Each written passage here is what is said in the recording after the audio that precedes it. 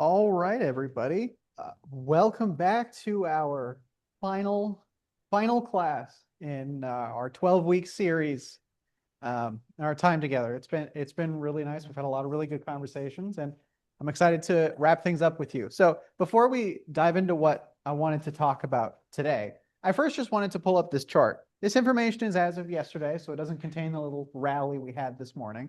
But this is just sort of a demonstration of in our business how we manage things. The way that I sort of section off portfolios is I'll have sort of my core equities, which is my total stock market indices, and the things that I place in there, maybe some equity income for higher dividend sort of stuff, preferreds or other sector funds, fixed income, so for your bonds, and then stable value, which is essentially your T-bills, things you want to have really low fluctuations on. And so I put those into sleeves and I use those as building blocks for my portfolios when I build them. So I just wanted to sort of show you the demonstration of what happens, why there is an importance of having the stages in your portfolio, because each of these products here, each of these lines on the chart sort of represent one of the stages in a way. So the green line that you can see just goes absolutely straight, mostly filled with treasury bills, right? And through this period, since over the last trailing 12 months, all it's done is grown very steadily, very slowly, up 4.8%. That's not horrible, but it's not a big return by any means. Now, if we look to our bonds, you can see it has a little bit more fluctuation. That's our blue line. It goes up and down around it, but it eventually trends a little bit further upward because they have a little bit more inherent risk to the product. And now you can see the same thing exaggerated in the stock. So in the two different collections of stocks, you can see that both for the more blue chip focused stocks, which is the lightly shaded orange, they ended up kind of near where the treasuries are because of the volatility that's been happening, because of earnings failures, because of all sorts of different things happening in that style of equities. And then same thing, you can see the big drop in the total market indices, the S&P 500s, and also how they recover stronger as well, but also fall victim to that volatility. So I just kind of want to show this as a demonstration to where this is why timeframes are so important, because if you didn't have the time to recover this, if your withdrawal was going to happen right here, then obviously these super high risk products are not going to be as suitable because there's the possibility of this occurring. There's like a 20 or 30% decline. You can't use those. So that's why we want to have these lower risk asset classes for the shorter periods of time. And it really is just about like you'll go up and down around it until eventually the averages move in your favor. But just because an asset is known to return more historically year over year doesn't mean it's going to be the better choice for what you're planning for. So I just kind of want to put that up there to remind. Now, let's talk about, I forgot to pull up my forum slides, so let me figure out what we're doing for today. Yeah, so we're not using this microphone because it just was boomy and echoey. So I'm on a different one. Let's see. So here we go. Let me just throw this slide up. Yeah, so today will be the giving laws in Mendocino Hall 1005, as per usual. Never really get much of a description with those. Anyway, first and foremost, we've made it. We've made it through the end. We've learned a lot of different things, and I just want to quickly go from beginning to end from all of the stuff that we've talked about, so that if there's things that you missed, things that you felt we didn't cover enough, there's a big opportunity to ask questions. We're not going to dive into anything unless somebody has a question. So please, if you do, let's have a discussion, because this is our opportunity to really clear things up or figure things out that weren't clear, and really just make sure that everybody's on the same page. So as we begin, we start with our phase one. What's most important to us is looking at all of the different ways in which we're evaluating our situation. We want to know what our cash flow is like. We want to know what sort of cash flows we need, what we need to sustain, how long we need to sustain it for. Risk management, we need to make sure we know what our insurance coverages are, how we manage those, what sort of risks there are, and when you want to cover those with insurance. Generally, what you're looking for is something that's going to be a low frequency of happening, but a really high severity. Something where it's really unlikely for the event to occur, but if it did, it would be pretty catastrophic. That's why we have things like car insurance for a car wreck, because you don't expect to get in a wreck when you get on the road, but if it's particularly bad, it's good to have that coverage in the event of a really big loss so that it can pay out for you. Tax planning, obviously, as well. That's kind of on top of everybody's mind. Everybody likes to save money on taxes. So, of course, that's something we want to try and do and not lose taxes just for the sake of, we didn't look close enough, but also not try and inch out every bit of tax savings so we start reducing the overall returns of our portfolios. Estate planning, of course, is important. Understanding where things are currently going, how different that is from what we want, what we envision, and how we want to create things. And make sure we protect ourselves from family disputes or even the tax efficiency of the estate planning. Because as we've discussed, who it goes to can also make a difference in how much the net amount is. If somebody is given a large amount of taxable money, the person who has a lower tax bracket versus the person with a higher tax bracket, they're going to end up with more money at the end of the day because less of it's going to go away to taxes. So it's a little bit of a tax planning really just, it finds itself in every one of these areas in little ways. So it's important to kind of have that in the back of your mind. Then, of course, it's important to look at your investments and be able to understand, okay, if I put all my investments in front of me, do I understand what risk level I'm taking? Do I understand how this is getting me to whatever goal it is that I'm trying to fund or achieve or sustain? And so really our objective is to just create a comprehensive path forward that addresses all your concerns and all your needs to the best ability possible. We're not looking for the easiest option, even if we might start there, but we're looking for the best one. We're looking for the one that really gets us there in the most efficient manner. And oftentimes, simplicity is really helpful for that. So easiest solutions may be something where it's all wrapped in one product, but it's complex. A best solution may be simple in nature. It may not be a lot of moving pieces, but it may be a little bit more hands-on work to do. Yes. Just to tag on something you've been teaching us from the beginning of looking at your bottom one, not the easiest, but the best one. Mm-hmm. I think what I've been hearing, you emphasize sort of a multiplex approach, looking at all these different components. Mm-hmm. So maybe instead of one, would it be best ones?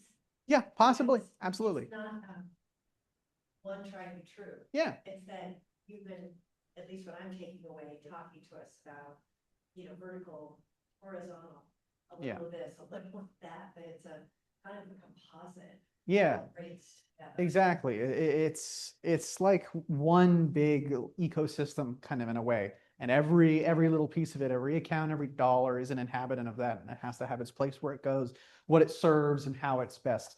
All of these different things. So absolutely, there's many different facets to all of this. Even each of these sections, you could go, like I could done 12 weeks on any one of these things that we show here.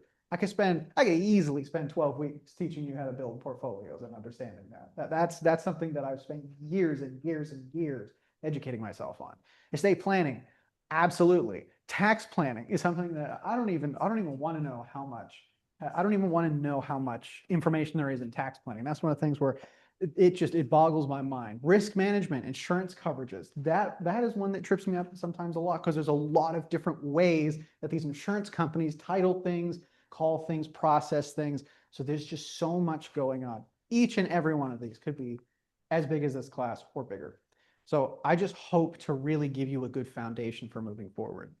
So looking at phase two, when we're actually looking at the investment portfolio, we're kind of like both evaluating it and constructing it sort of in one blow because we want to see what we have. We don't necessarily want to throw away every single bit of progress we've made and just sell it all and start over.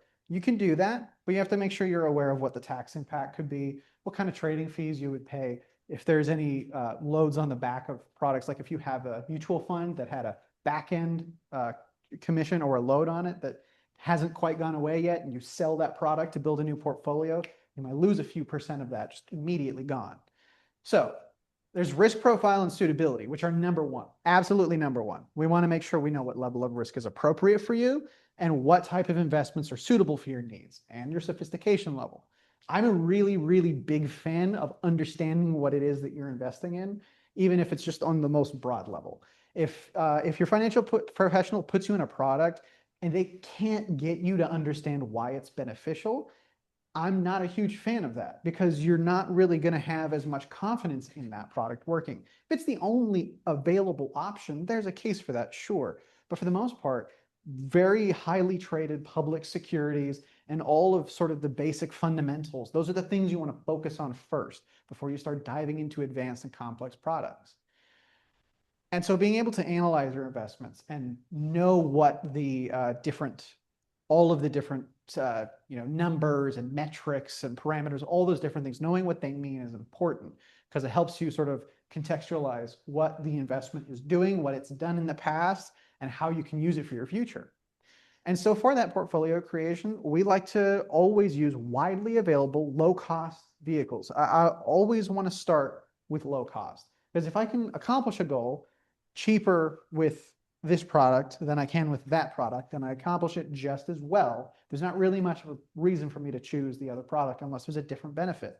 But when it comes to investments, an ETF is an ETF, a mutual fund is a mutual fund. Unless they have some strategy that's doing something crazy differently, it's not like they're going to come visit with you or figure out how much of this fund you should be holding or taking you out to a date on Valentine's Day. Like, these mutual fund companies, they're not going to be treating you as like an individual person client. So there's not really a need to pay an extra fee for them if you're not getting a benefit. You want to just make sure you use something that's cost effective. So we want to achieve our goals at as low of a price as is reasonable. I do have possible on the board, but I do like to say the word reasonable because there are times where a more expensive product will make more sense. There are bond funds that do better because of their management, and there are certain products that may have downside protection or other things that you may want to pay for. But that's a part of really understanding what is suitable for you. And then in phase 3, obviously, we do our monitoring. We've kind of created our plan, we've created our investment portfolio, and we're looking back. We're making sure that the portfolio keeps meeting the objectives. If I need to rebalance it, I want to have a good idea of when I need to be doing that and at what point the portfolio's gone out of bounds. Making sure that you revise your plan, even if you don't really need to make a change, just being constantly aware of what your plan says and knowing what's going to happen is really important. So even if there's no changes, it's critical to ensuring your long-term success. And one of those main reasons is having awareness of laws and regulations, having awareness of the tools in the tax system, in the legal system, in the estate planning, all of that, having knowledge of the tools and opportunities that you're using and knowing if you're using them to the best of your ability, there's more that could be done, or if you simply need to make a change and do something else entirely. So our objective is to maintain a plan that continues to fill your objectives, even as needs change, as well as maintain awareness of the regulatory environment that affects your plan directly. So this is one of the values, in my opinion, as we'll be talking about this later, of having a financial professional, not necessarily on an all the time basis, but you can consult with them regularly, doing things like just paying somebody for a couple hours of their time and saying, hey, this is where I'm sitting at. Could you just give me a basic rundown of what you think is going on with what I'm doing? It's really nice to get that second pair of eyes, second pair of hands sort of looking through the information to give us an idea of if any of this applies. And so when we talk about the diagnostics, what we're talking about is cash flow, income and expenses and future expenses. Really, the main thing that we're focused on is, yes, of course, have a good budget, but be pretty good at projecting out what you expect it to be. And make sure you include things that might be a low frequency, that might be a low probability of happening. It's important to have things like long-term health care in that discussion. Yes. You're missing a big expense up there. What's that? Taxes. Yeah, of course. Taxes are huge. Taxes are a huge expense. And that's something we want to make sure that we manage as well. Because if our tax expenses are too high and we're pretty inefficient with the way that we're generating income, that's going to make a really big difference on the efficacy of our plan. But again, the most important thing for me is knowing what is that net expense after taxes going to be, so I can figure out what vehicles I'm going to use to fund it. For example, if I have things like a Roth IRA with substantial monies in it that I could take out tax-free, if I have a taxable account that has a mix of different tax statuses within it, or if I've got a big qualified account like a 401k where I pay all that money out, knowing exactly what the amount of our taxes or what the amount of our expenses are gives us an idea of how we can start filling up our income, especially for our ordinary income taxes, of how we can pay for that in the most efficient way, in the way that lasts the longest. So that's when you'll really start doing things like financial plans or simulations or income plans and stuff like that. Then, of course, there's the insurances. So really just for the most part, it's being aware of what are your insurances doing? Do you know what it's going to cover, what it's not going to cover, and how much it's going to cover, at what point it's going to start covering, what sort of deductibles we have. Really important to keep deductibles in cash because that's a cost that's going to have to get spent first. Now, I'm sure for the most part, people are pretty good about keeping their short-term emergency funds filled, but just a reminder to make sure you include all of those deductibles.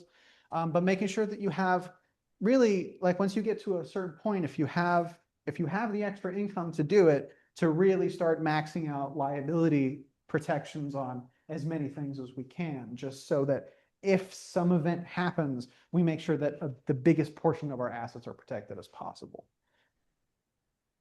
For estate planning, also just looking at what have we got going on. So if you've got a trust, very likely you've already got power of attorney documents. So just verify them. Check and make sure that they're the people you want to be on those documents.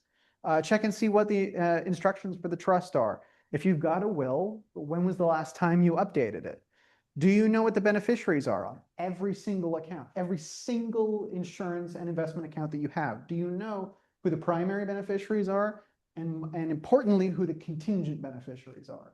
Because if you lose the primary beneficiary, if you have somebody that you're going to leave your asset to, and they pass before you do, you need to now select somebody new. This is why we use what's called a contingent beneficiary, somebody that will be next in line. So for a lot of people, the most common solution that I have done with clients and that we do commonly throughout is they'll have probably their kids or their spouse as the first beneficiary, then they'll put their trust as the contingent beneficiary right afterwards. So that if that person's not available, they'll just go, all right, just send it to the trust and the trust will figure it out. And then it'll kind of take care of the rest. But usually why they'll leave it to their spouse first, I'm normally talking about 401ks and IRAs, is because they can maintain pulling that account out over their lifetime versus being shrunk down to the 10-year rule. So taxes also is just one to just really, it's again, have awareness, like where's the income coming from? How is it taxed? And is there any adjustment that could be made? Just understanding investment products, even mutual funds and ETFs. We've talked about this a bunch of times. I'm sure we've had like 5 or 6 conversations about how mutual funds can generate taxes by sending capital gains out to you. And then of course, account types like your IRAs, your trusts, your 401k and your Roths all treat withdrawals differently, all treat contributions differently. And then of course, making the best use of any deductions or credits that you could have. Standard deduction is pretty high now. I'm still on the standard deduction, you know, without a big mortgage, it's hard to clear that hurdle, but there's a lot of stuff available there. And then just tax efficient asset use. You know, not every asset sold is going to give you the same net dollars. Same thing as we talk about with like an individual retirement account or a 401k or something of the sort. You know, you pull assets from that, it's treated as if it's W-2 income. You pay your highest tax rate on it, period. But you might have, you know, a capital asset, something like stocks in a brokerage account or real estate that would receive much more favorable tax efficiency if you were to sell that asset instead. So kind of understanding what are the places that I can pull from, how is it going to affect my taxes, and what's that going to leave me with available moving forward as well. Because we don't want to just use up all our tax efficient assets immediately, and then we run into only taxable assets beyond that. That's not necessarily efficient either. We want to make sure we have a plan for the whole picture.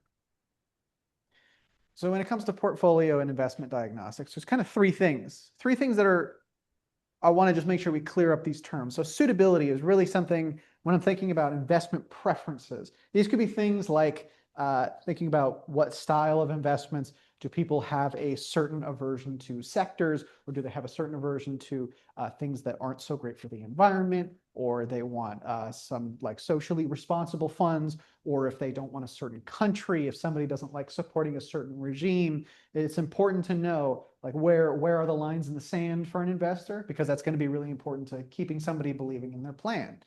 Investment quality. So that's not just saying that this one's best, it's going to return better, but it's more about saying, okay, what is the actual structure of this investment? Is this an investment that is, you know, not just highly leveraged for the sake of leveraging up as much as possible to increase returns? Is this something that has inherent value to it that is likely to stick around? That's why we like index funds so much, because it just allows us to participate in the broad, successful economy.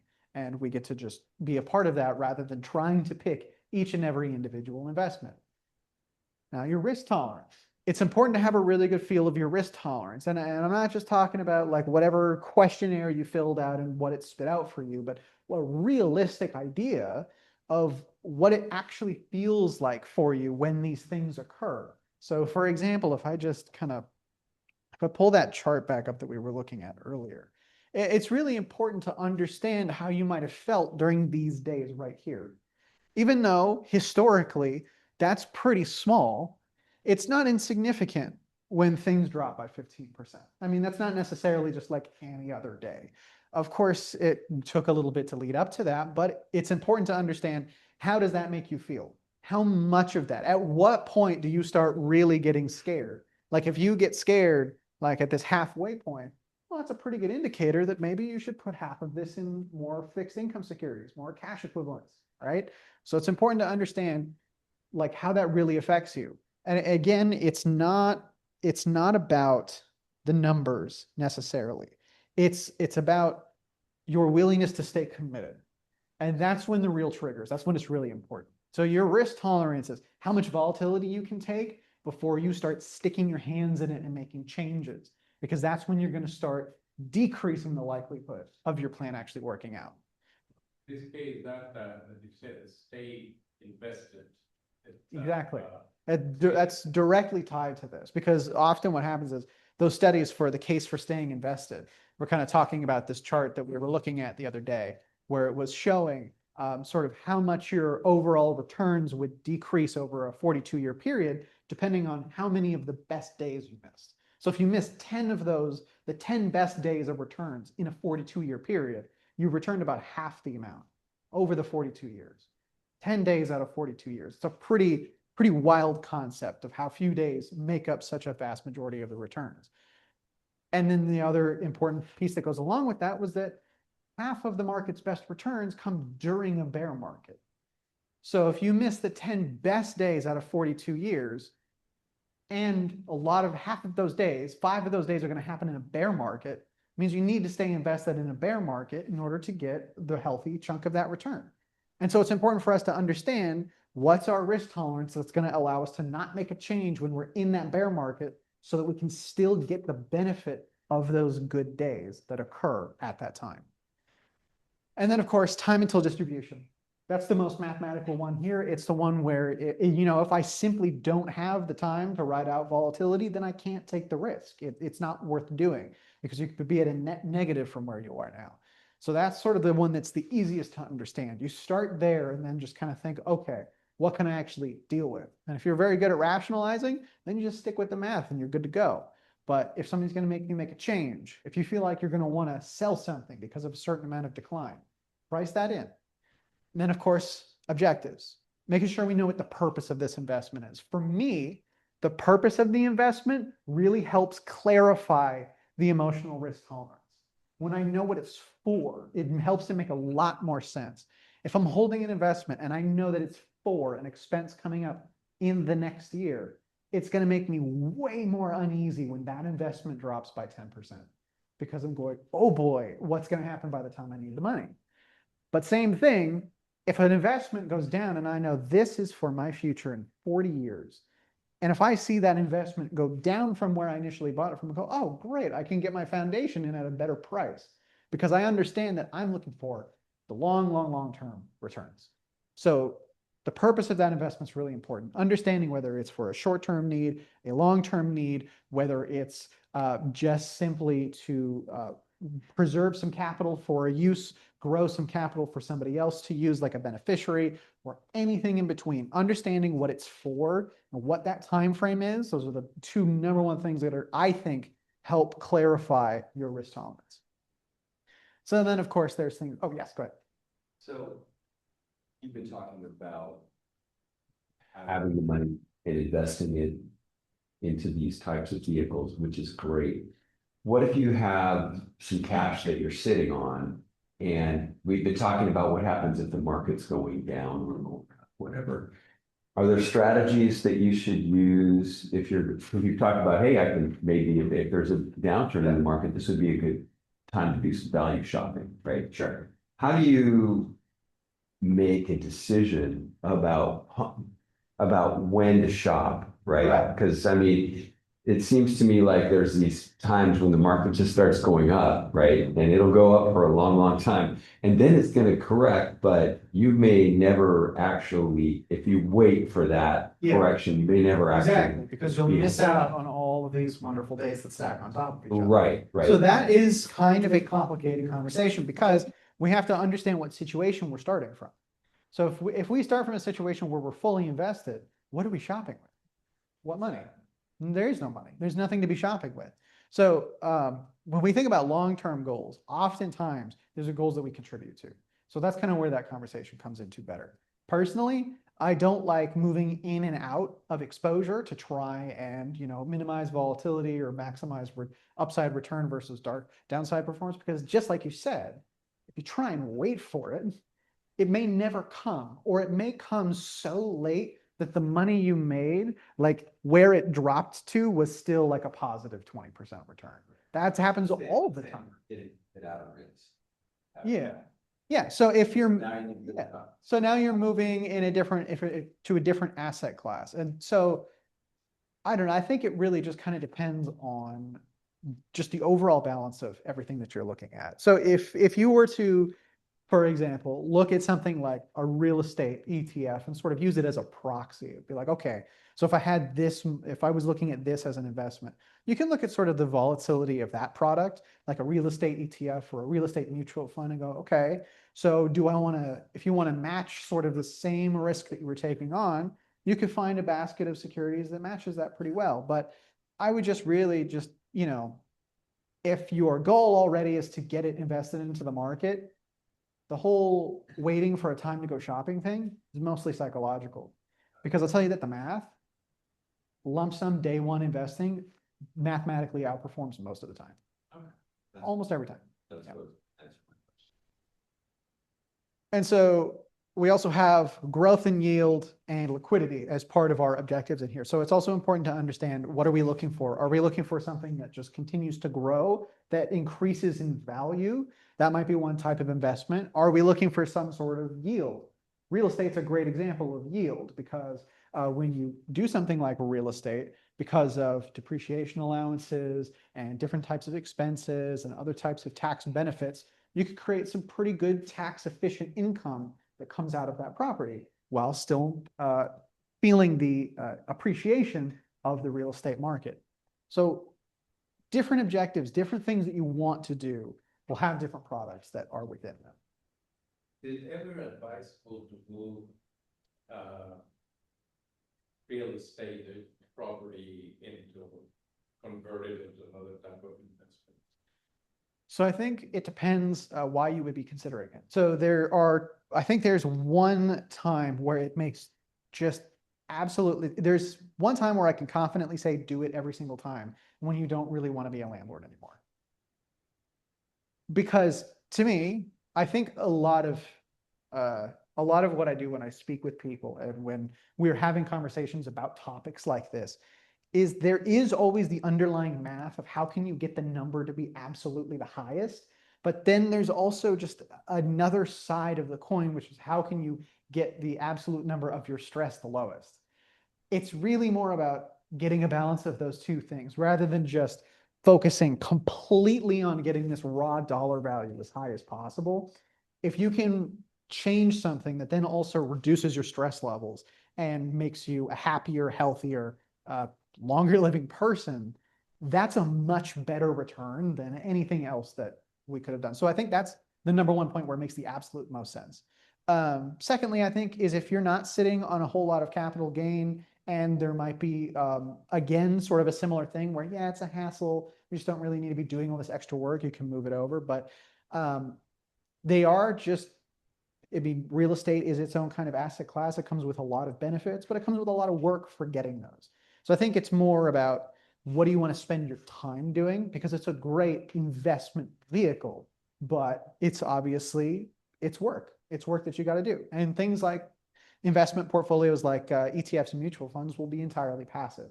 So I think it's more about that rather than like the raw number comparison. At least that's from my experience, what I've always had more of a conversation about. So when we're looking at building a portfolio, oh yeah, sorry. In a gold ETF compared to buying physical gold, what do you think? Well, I mean, okay, so here's the thing. They're both going to track the same thing, except I think the ETF, you're probably going to be more efficient in getting the actual price. Because if you go and buy physical gold, likely you're going to buy it from a physical location who's going to need to make a little bit of money so that they can pay for their physical location. And then you might also, depending on what form it's in, you might pay a premium for that too if you buy a certain kind of coin. So for me, just from like kind of a simplicity and numbers perspective, I like the idea of using an ETF to buy something like gold, just because it's like, I'm going to get in at that price immediately right now today, and I can liquidate it immediately right now today also. And then of course there's physical storage, knowing where you're going to keep it, knowing where it's going to be safe. So, you know, if you want to have a little bit of gold, that's fine. Gold investments, you know, they're typically not long-term growth vehicles in comparison to everything else. But yeah, it's pretty easy to just go ahead and get into a gold ETF. It's the simplest way, in my opinion, and you just get right in at the price that you see advertised, and you don't have any other dances you have to do around it. So I just like the simplicity of products like that. So again, for building portfolios, number one thing is time. How much time do we have? We need to know how much time do we have, because the game of making money in the stock market is being in it for as long as you possibly can. That's how you're going to win. The people who win at the stock market are just the people who are there the longest, like the absolute longest. You might have a specific thing that works really well at one period of time, and then you might watch something change in the markets and it falls apart. But the people who just invest passively and they stay in it for as long as possible pretty much always come out on top. So the two things that we need to make sure we know is how much time do we have? So how much risk can we take on? How much of a recovery period can we sit through? And how much of this money do we actually need to be taking out? Because if there is some excess, if we can grow it to some excess, we don't need to take everything out. We might be able to increase our risk a little bit. And maybe we can earn some extra dollars and actually extend the lifetime of that. So it's kind of like making sure we understand how much money is going to be necessary to take from this, how much time do we have, and what are we ultimately trying to do with it?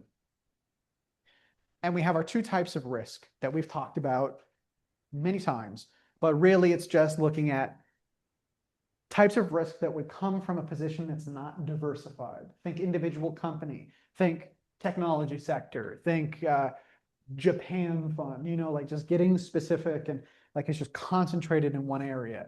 These are the things we want to really see little of. I want to hear something go horribly wrong for like one random stock, and it just doesn't really affect the whole basket that much. That's what I want. And then systematic is really just how much of the market risk do we want to take on? Because we can't diversify away market risk. The only way that you could diversify away market risk is to go long on the S&P 500 and then go exactly the same short on the S&P 500 and return absolutely nothing. That's how we would diversify systematic risk. So really, it's just going to be how much are you participating in the stock market, bond market, cash market, that sort of thing. And so what we do to manage this systematic risk is this is why we use our stages. This is why we like to use a very visual concept of the representation of the funds in our portfolio, so that we know that if we have immediate needs, we have a bucket of investments that's going to pull from, and we can just sell from those and we can grab them, and we can let these other things do what they need to do for a little bit of time. It's also a great place to have a volatility buffer. If you just want your portfolio to shake a little bit less, you can move a little bit more to cash. It's okay. Just make sure you get an all right interest rate and you'll be just fine. Just make sure you're invested for your goals. In stage two, we want to make sure that maybe we generate some income. We take a little bit more volatility risk, something to where we can look at and go, all right, you know, things are getting a little hairy, and this thing's down, but it's not down quite as much. It's, again, another good psychological tool to help you understand that your portfolio is a diversified bucket. And then, of course, for the long-term appreciation, and this time frame, sort of 5 to 7+ years, is kind of like we're using the idea of the average recession recovery for that, because we want to know that if we buy in today and immediately that recession happens, that it's likely that we have enough time for it to recover back and possibly earn some more. So these are things that, like, if we want to offset long-term inflation, because inflation racks up, it stacks year over year, it just keeps its compound interest just like everything else. And self-insuring long-term care, if we don't have a policy that's going to kick in and cover that, it's important for us to have assets to be able to fund it. Long-term goal funding, like beneficiaries, education expenses for beneficiaries, anything that you can imagine. Even charitable giving would be a great long-term goal to fund. So after we've sort of determined what we're doing on a time frame basis, yes, no worries. They just said that long-term care can increase like up to 10% a year.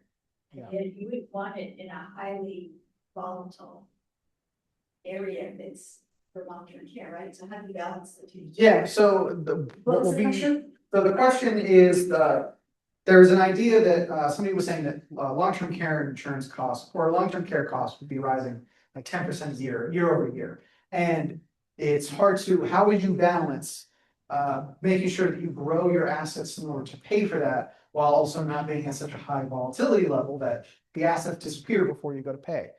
So that's going to be, again, one of those things where we have to balance it against sort of our time frame and how long that we have.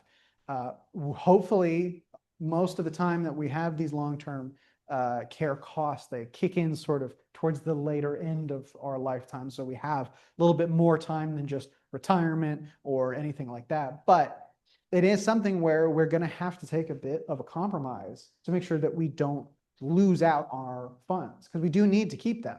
So there is going to be a point, like if it does maintain a 10% year over year, you might not be able to keep up with that with a balanced portfolio.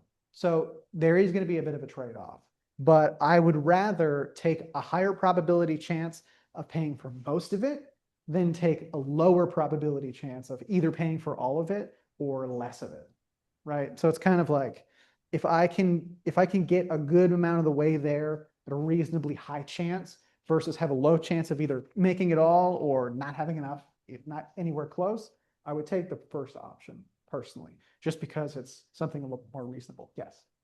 So when we talk about long-term care, and I just kind of gone through this with my dad, one of the important factors that it's easy to overlook is what qualifies you for a long-term care. Right. And what state of body, mind, whatever, will the insurance company actually start to pay out on? It's always interesting to watch this go on. And there were times when my dad was, to me, seemed like he was a long-term care candidate, but they needed to see a lot more things going wrong with him than that. And so that also spins up a whole bunch of other things. Okay, now maybe you're in assisted living a lot longer than you thought. So the whole self-insuring LTC or paying for LTC, if you're going to buy that insurance, there needs to be some awareness on what that insurance is actually paying. Absolutely. My dad had long-term insurance, and if you looked at the amount of money that he spent on that insurance over his lifetime, he could have gone through the last stages of his life probably 10 times for what he paid out in insurance costs that he could have gone into self-insuring. So, Yeah. Very. well, and he didn't know that. I don't think when he did it back I think it came out in the 90s. So that's when he bought into it. So he was doing it for a long time. They weren't clear on what kind of physical state you needed to be in before that happened. And then by the time they were clear, he was so far into it, he didn't want to bail out on it because he'd made all these payments and he lived a long time. So then he paid a lot longer on that. So yeah, I was very disappointed with the insurance companies. And if I was going to not self-insure and go with insurance, I'd be very clear what the insurance policy is that you're buying into, because it almost will require you to do a lot of things that get you there. And you won't be there very long. That's how the insurance companies make money. Absolutely. Also, there's a coverage period too. You Yes. can't get that care right away. You have a time period 3 months to 6 months before you receive. it. Exactly. So even if you buy the insurance, you still have to self-insure for a small period Yeah, anyway. exactly. Yeah, when that could be a very high monthly charge. Yeah. So, given that I had the same experience. Yeah. Where those periods and everything, got the long term, insured, zero, and self-insured. Yeah. All along with, and is there an advice on how to move? The end of the day, there were like $130,000 that were paid Yeah. that produced zero. Is there any advice as to how to guide those funds? Now that I know, yeah, just self-insured. One of the things that we do, the first question would be is to have your first 1, 2, or 3 years in a cash reserve or phase one, just so you feel better. And if it takes several years before you need it, then you have, more than that, those 3 years. They were afraid of their future. The next thing is if the person has any investments that you regret, like I bought an old annuity years ago for 50,000, now it's worth 200. That's a part of the self-insurance that as you pull it out, you may be able to offset some of the taxes with the care. But the other thing is if an individual that doesn't have a spouse or a disabled adult child, we don't worry about it quite as much because then that person can self-insure until they run out of money, unfortunately, and they can go on Medi-Cal, unfortunately. But it's only if there's somebody dependent on them for finances. Because the people that are going to lose out are the beneficiaries possibly. And you do want a long waiting period for long-term care because your premiums are outrageous. So if you can self-insure for 6 months, I've never heard them for a year, but I would do that. Plus, statistically, most people that go into long-term care, the average life expectancy is 2.5 years. And then Nash, tell us about what you've seen in monthly expenses and expenditure. Yeah, I think I've seen ranges between $8,000 to $20,000 a month. Each month. I worked for the state, California, and they had a long-term care program, and I don't know if any of you did in the room, but my neighbor did as well, and started investing early, and it went sideways. And it came to the point, I'm not remembering all the details, where I don't know if it couldn't meet the needs, but either she could keep it and it would be basically useless, or she had, after years of contributing, you could take some out, and it was also a very small amount. Yeah. So, and we think of CalPERS as being pretty stalwart. It's not some fly-by-night. I don't know if you experienced that. That was the case, and by the time it came to do anything, we are CalPERS, but this has managed by somebody else out there. It became Yeah. essentially, so all that investment All that was investment. for naught. That was my question, if there is, hindsight, Yeah. those contributions or a way of, now that I hear you're gonna get your money in there, it could have been done better rather than seeing zero. Yeah, because oftentimes it's kind of like, I'll kind of give an answer without really giving an answer, but you kind of also have to think about what is going to be the profit model, right, of the companies that are going to be selling you this insurance. And if like you try and make these like really wonderful claims and these wonderful payouts that they're going to do, so how is it exactly that they're going to make their money? There's some likelihood that these people are going to take the policies. Obviously, the premiums have to be high enough. But then if they've got spare reserves, it's likely that they're going to want to put it into some sort of vehicle that generates them like interest or stock market returns. Like, for example, the variable annuities or even the indexed annuities where they take your money, they invest it in their own accounts, and then maybe they credit you a little bit of that, but then they hold on to it. So it's kind of like... Because the question is, how are there any good strategies for self-insurance? Well, Well, the first thing is to realize whatever insurance you buy, it's not going to cover everything. And CalPERS gave us that impression that you buy this and you're taken care of. And they meant well, but they offered too much and people lived too long, costs went up, and they could not afford it. And so now they've cut back coverage. They didn't cancel people, but your coverage went down, or you had to pick a shorter period of time, a longer waiting period.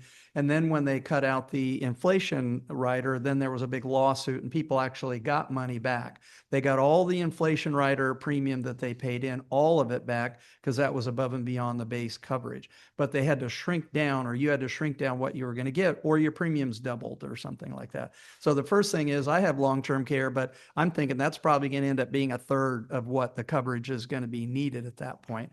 And then do look at the estate planning part, is that if mom or dad went into long-term care, ran out of money, use Medi-Cal, can you still keep the house for the family? At one point, that was not an asset the state would come after, but I don't know if it is anymore. The primary residence? you're saying? Primary residence. Yeah, I don't think that's considered an asset still. Okay, so that's good. That at least the family could inherit the house, even if mom ran up a big Medi-Cal bill. But it's not clean and easy. But unfortunately, the state promised too much. Private enterprises saying we can't afford it. They go to the insurance commissioner, and the insurance commissioner signs off on it. It's like raising your homeowner's insurance. They can't afford it, so they get permission. They have a right to double or triple your premiums unless you reduce the coverage, unfortunately. That's why it's better to make it on your own. And then as far as the investments go, stage them out in a plan like Nash has on the stage 1, 2, 3. Because if you don't use it, you want some in the long term. But if I need it early, it's kind of like getting prepared for RMDs. He's got me in 3 years of RMDs and treasury bills just in case the market tanks. He doesn't have to sell anything where I take a loss. He's got you. He's got you in these 3 years. Yeah. Yeah. So He's your advisor. yes, he manages my money. Yeah. I work with all my clients, but I have to go through him because he's up to date on all the funds and everything. Okay. I trained him on the basic concept, but now he's more qualified than I am. So I do work with the smaller clients that have less than that, but I still go through him and say, what do we do here or there? Or here's a fund that doesn't look like it's doing a lot. So he does the research. Yeah. You got to give up the fine tuning of it, but I'm still their advisor and I have my own asset manager. That's just a great role reversal. Yeah, absolutely.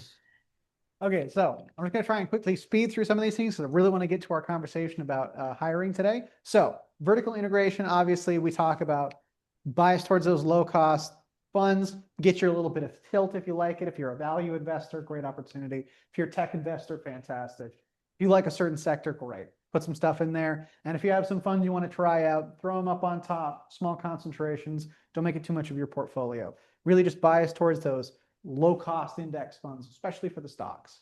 You can spend a little bit of money on a bond fund.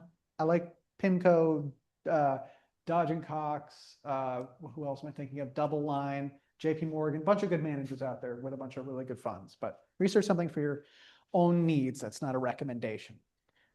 We looked at different risk and return metrics. So just going to quickly go through these. And if there's any that doesn't make any sense to you, throw up a hand. We've got our beta, which is our measurement of relative risk. So if we have something that we're comparing it to, beta will just give us kind of like a coefficient. So a 0.8 or a 0.4 risk of the thing we're comparing to. So you could kind of use that as a percentage measurement. So if you have a fund that has a 0.5 beta versus the S&P 500, you should expect half of the movements up and down and half of the overall return. Alpha will be sort of excess returns that you have earned above and beyond what you theoretically should have gotten for the level of risk that you took as measured by beta.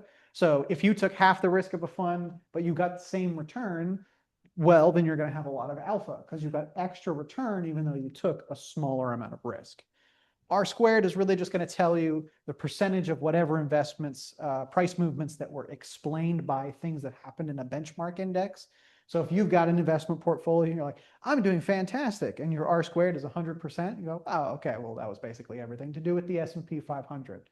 So it kind of gives you that idea of how different are you from the thing you're comparing to. Things that are absolute in nature and they're not relative to anything else. Mean return is just sort of like using all of the previous days and months and years returns and averaging them all together and then sort of having an expected value of what that return is going to be. Standard deviation is how much we statistically expect to diverge from that average expected return. So we might go up by 10% from it or down by 10% from it. And then Sharpe ratio is very similar to alpha, but instead of using a relative risk metric, we're just using standard deviation. So we're saying, okay, how much standard deviation did we take on, and how much of that was upside gain that we collected along the way?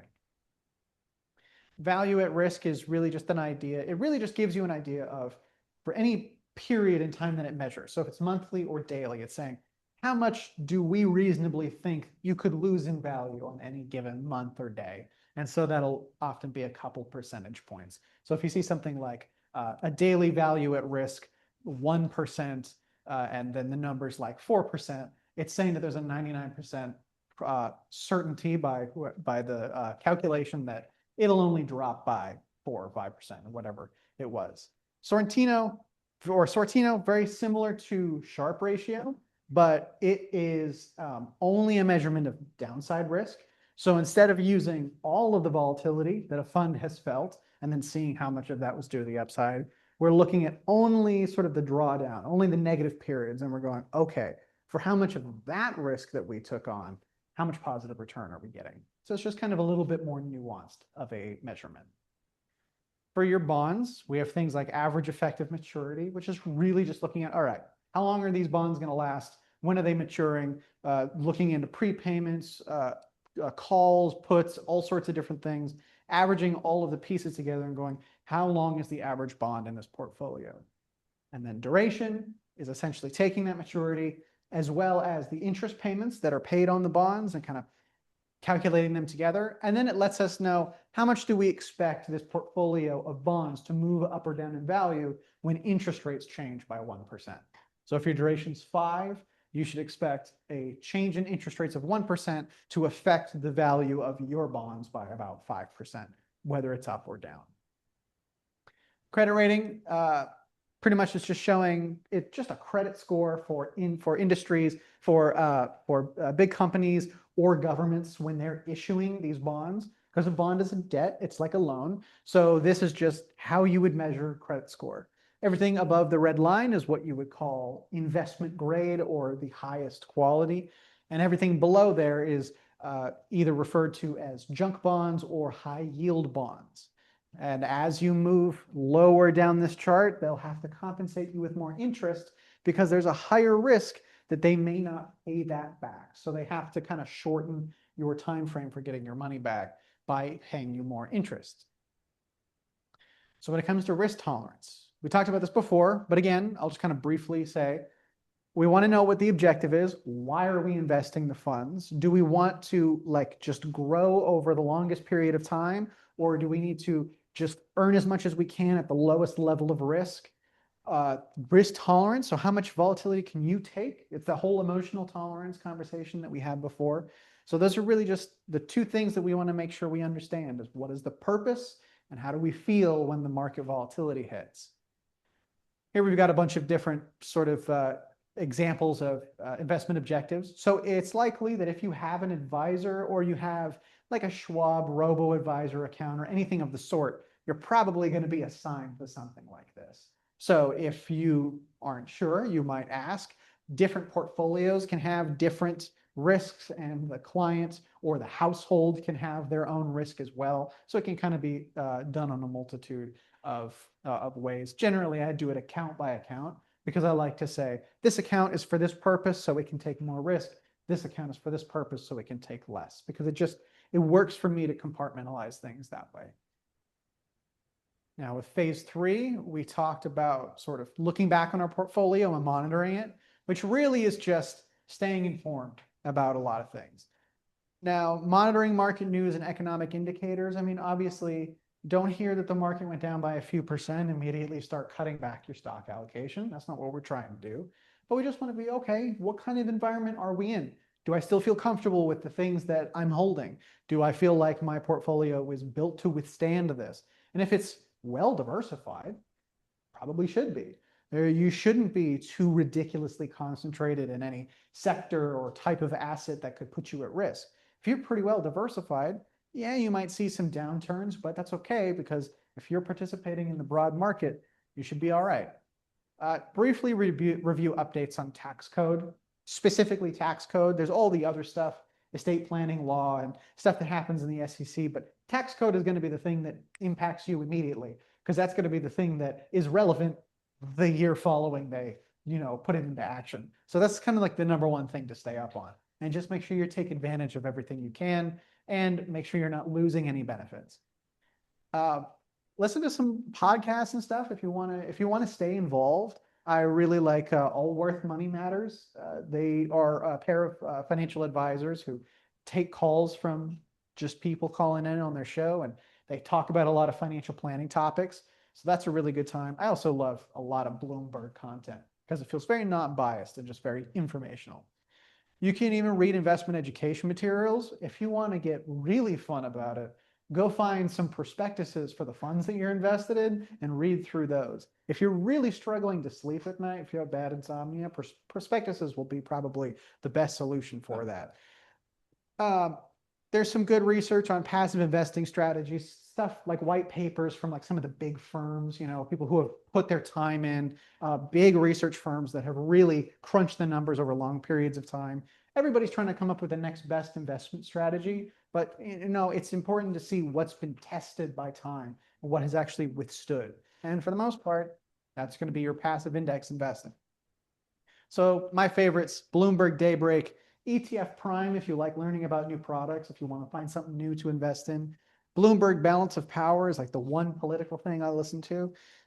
Allworth Money Matters is just a good conversation sort of thing. I don't always agree with every single recommendation that they give, but I really like the discussion and hearing the reasonings and really going through that. It's a good conversation. So even if we're not perfectly aligned on everything, there's a lot of just good conversation that happens there.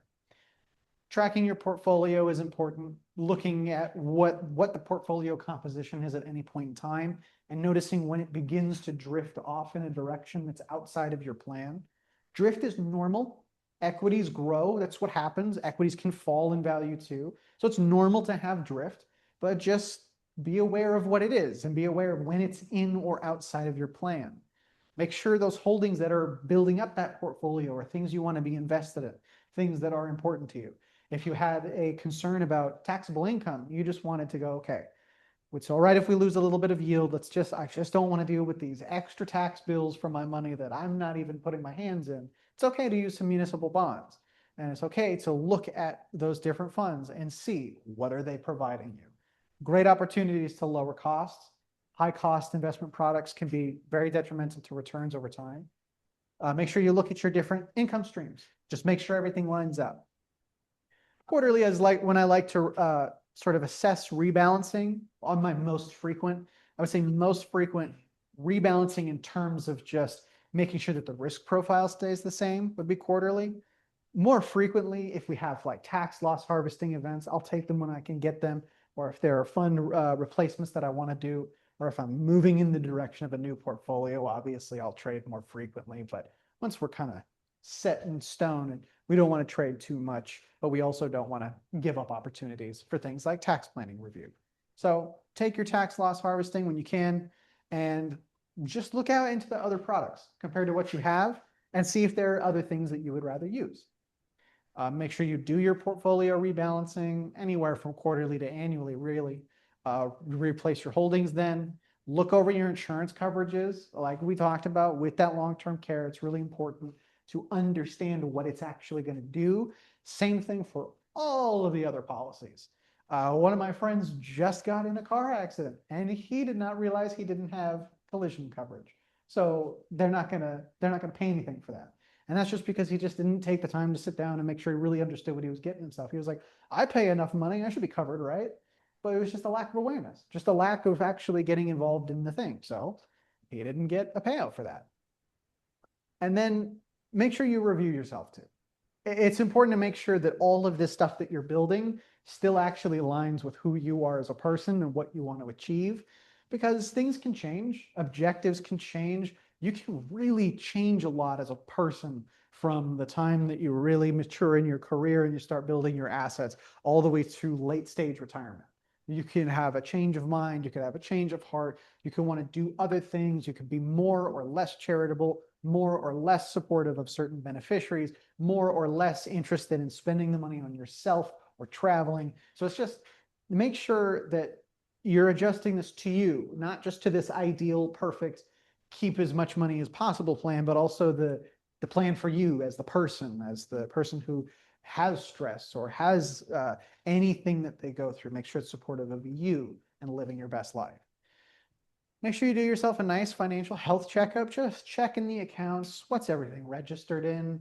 What are the beneficiaries? Where are they included in things like wills and trusts? What kind of professional financial relationships do I have with people? Should I reassess things? Really just making sure you understand where everything is. And especially for estate planning, make sure those documents are available to be used when the time comes. Don't make it a treasure hunt for the people who have to deal with your estate. You know, like it's important to have some things available front and center so that they can get right to it. Things that where they go, okay, now I know who to contact. Now I know who to talk to. Now I know what to do in this situation. Then, of course, make sure your investment strategy and allocations fit with everything. Simple rebalance. Estate planning is what we talked about last time, or not last time, but the time before that. Obviously, we have all of our different account types. So these are all the types of accounts that you'd want to be reviewing, your individual accounts, brokerage accounts, checking accounts, savings accounts, all of that, understanding where it sits within your plan and how it gets transferred. You could have a transfer on death account. You might have different types of joint accounts. You can always, our number one recommendation for married couples is if it makes sense, re-register these joint tenancy with rights of survivorship to community property so that either spouse can have a full step up in basis. It's a simple fix to do, and it's one that can save a lot of tax liability. And then we talked about beneficiary designations plenty, so we'll just kind of skim through here. But with the beneficiary designation, this is like one of the most powerful ways that you can just quickly get an asset straight to a person. Because if I have an investment account of yours and I have a beneficiary on file and I have their current contact information, I have an obligation to get in contact with that person or do my best efforts to make sure I get in contact with that person, re-register the account to their name, and make sure the assets pass on. That's part of the obligation. It's before will, right? Yeah, so the actual beneficiary designations are they're top of the list, like top of the food chain, because it's essentially like a contract that you've engaged with that company to make sure these assets move to the person that you've said. Now, it's possible that in some situation, maybe a court would overrule that, but rule of thumb is that beneficiary designations go first. So if the beneficiary designation is wrong, you've got a problem. That's what you want to fix. So beneficiary designation is always important. Remember primaries and contingents, super important. Then obviously we have the same thing with the trust beneficiaries, but with a trust, there's a lot of different ways you could do it. You could give somebody income for life. You could give somebody use of a real estate for life. You could give them the remainder of assets after some other beneficiaries have passed away. But in this place, instead of the institution making sure that the money gets to the person with a simple account transfer, because it's more of a management experience, it's that trustee or executor. They're going to be the ones responsible for this. So making sure that that's the right person too is really important. We talked about our different types of trusts, our revocable trust for sort of just more of an organizational thing. It's not protecting you from very much at all, but it gets everything in the right place. You can re-register assets to it and whatnot, and it'll manage things. It'll have the instructions written in it, and it will bypass probate. Irrevocable trust, more if you have a reason to get the assets out of your hands, out of your estate in your lifetime. There's a reason you don't want to have control from them, or you want to have some sort of specific use case like charitable trusts and all sorts of different things. Our estate planning checklist, make sure you know what your assets are, make sure you know what you're trying to do with them, tell everybody how it's supposed to be done, make sure you know who it's all going to, note if your state has any estate tax laws. California, there's no estate tax, thank goodness. And then, of course, if it's helpful, talk to an estate planning attorney. Even if it's just a review and you go, again, I really like the idea that even if you're going to do it all yourself, just get an hour of somebody's time, get 2 hours of somebody's time and go, listen, this is what I'm dealing with. Do you have any suggestions at all? It's always a good idea to just get that second pair of eyes. So tax efficiency management, this is what we talked about last time for those of you that weren't here. We mostly talked about sort of a couple main things. You have your types of accounts, so what account it's coming from, where the money is, the types of investments. We're talking about corporate bonds, dividend paying stocks, growth stocks, real estate investment trusts, all sorts of different things. How efficiently are those taxed? What happens to the dollars as they come out? The location of the investments. So if you combine sort of the type of investment and the type of account, there is, efficiency differences between where you hold certain things. A corporate bond outside of any qualified account, in a regular account, you're going to pay federal and state taxes. A treasury bond, you're only going to pay federal taxes. So would it be more beneficial to put the corporate bond or the treasury bond into something like an IRA? Well, I'm going to vote, put the corporate bond in the IRA. Because if I take the interest today from the treasury, I'm going to not pay state taxes on it.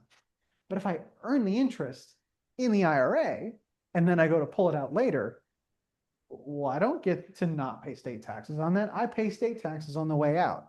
So these are minute differences, and it's not the end of the world, but it's just something to consider if it's a very big portion of investments. See how that helps, see how that affects things. And then preferential tax rates is just making sure that if we can get something taxed at a better tax rate, let's get it taxed that way. We've got all of our different types of accounts, two main tax advantaged accounts, which will be tax deferred and tax exempt, which is just essentially which side do you get the tax benefit on. Tax deferred will be on the way in, tax exempt will be on the way out. And then everything else is just considered non-tax advantage. And then make sure you consult the IRS website and your tax professional for detailed help understanding your tax forms, but you may receive some or all of these following. I know for our firm, we send out a consolidated 1099 form, which just kind of includes all the different pages of the 1099 and shows you all of the different types of income or capital gains that you're getting. And so the two things that I would want to be mostly focused on when you're getting 1099s from investment accounts is ordinary dividends.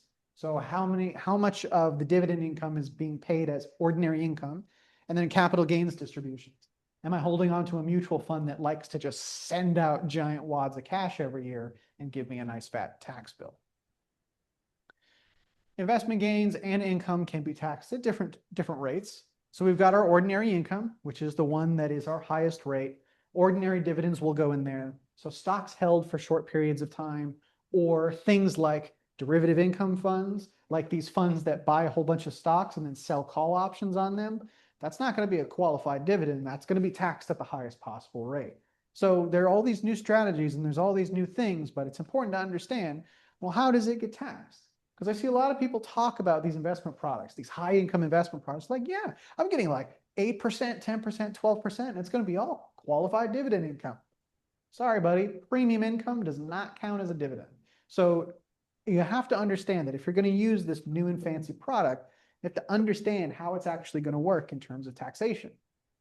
So tax preferred is where we want to be, obviously, with our investments as much as possible. So that's things like qualified dividend income, which is a real dividend from a company, from a stock that you've held for more than 60 days. And then long-term capital gains, which is gains from a sale of which you've held for over 1 year, not 365 days, 366 days. So make sure it's over 1 year and not just 1 year. So I know what you're thinking. There's a lot going on. There is a ton of information. So what if I just don't have the time for all of this? Or what if I don't want to? That's what we're going to have a conversation about today. Now that we've reviewed sort of all of the different sections, I just want to talk to you about what it's like to work with an advisor. Not what it's like to work with me or with us, but just what it's like in the environment so you can know what to expect, know what things maybe to look out for, and have a good idea of how you're going to select an advisor. So there are a couple things that we've given out today. We have our sort of summary of what we'll be talking about, which is defining the value of a financial advisor. I think that will be helpful for you to review later. But we also have something from investor.gov, which is part of the SEC's sort of efforts to educate investors and to make sure that they get the information that they need. So if you want to stay up on things, that's a good place to go. But it's a little bulletin that gives you questions to ask when you're hiring somebody. A lot of important things to review. Just things like experience and background, what type of products they're going to be using, how the payments and the fees work, and expectations of the relationship. It's just really important to kind of get all that down. You know what experience they have and why it's helpful. You know what licensing they have and how they're using it. You know how you're paying for it and you accept it. You know what kind of relationship you have. And if you want a higher level of service, that you make that abundantly clear that that's what you're trying to get and that's what you're paying for. So a good thing for you to take with you if you're going to speak with somebody about it. So doing it yourself versus hiring a professional is a little bit of a nuanced conversation. There's obviously money. Obviously, that's number one, because clearly, if you're going to get somebody to do things for you, you're going to have to pay them to do it. It's not going to be free. There's a lot of ways that you can get investing accounts and portfolios for very inexpensive. Big broker dealers will have lots of automated investing, but there's no personal relationship. And that might be something that you need. You know, that fund manager is not talking to you about how you're doing and how this makes you feel and what sort of, like, they just kind of standardize things, which is great for scale and for their business, but you might need a little bit more intimate of a connection. So the other thing is the time. Realistically, you know, a lot of us can do a lot of things in this world. If I wanted to I have a lot of time in my life left. So if I wanted to do a different profession, there is a lot of time for me to go and learn the things and then do the things. But if you either don't have that much time left on for what you want to spend on things like this, or you just you value it for something else, that's another really important currency. And that's going to be part of where that money goes, is you're going to spend the money to get the time back. And so there, of course, is going to be shopping the prices of the advisors against each other, but there's also just simply like how well does this person free my time? Do I now get to focus on other things? And how much peace of mind am I getting? And this is going to be your most subjective value out of everything here. If you want to pay 10 extra basis points, 0.1% for that on top of the normal advisor fee, fine. If you want to pay 30, fine. 50, go for it. Doesn't really matter. If you feel amazing and you still accomplish all your goals, you can spend a little extra to find somebody who just makes you feel secure. It's really important. So it's okay to spend money. Just accept that that's what that is and don't like think it's going to turn out in investment returns or some other thing. So all of us as clients have different needs. Therefore, we'll have different ways of determining the value our advisor can bring to the table.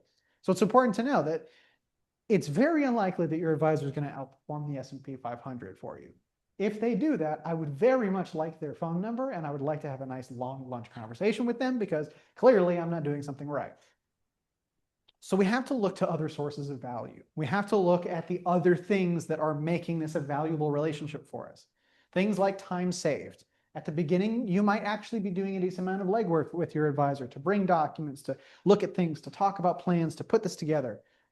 But then it might start trailing off and you might start spending less and less time. And now all you do is have to make sure that things go in the right places and, you know, you get your distribution checks. Emotional bandwidth might be important. Risk tolerance, if you have somebody else managing your investments and you have really strong confidence in that, it actually can kind of reduce the emotional impact of that volatility. For example, if you yourself go and you buy the S&P 500 and a little bit of bonds, you go, okay, great. I think this is what I'm supposed to do. And then the market drops by 20%.